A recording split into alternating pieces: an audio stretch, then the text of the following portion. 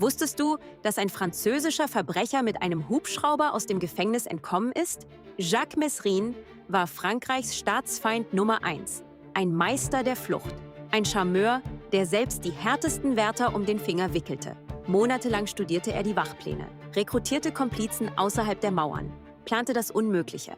An einem sonnigen Tag im Jahr 1976 machte Mesrine Sport im Gefängnishof. Plötzlich landete ein Hubschrauber direkt vor ihm, mitten am helllichten Tag. Die Wärter standen wie versteinert da.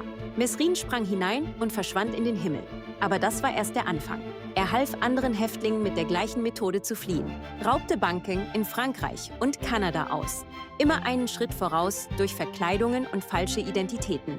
3 Jahre später endete alles in einem Kugelhagel in Paris. 21 Schüsse. Seine spektakulären Fluchten deckten massive Sicherheitslücken im französischen Gefängnissystem auf und machten ihn zur Legende.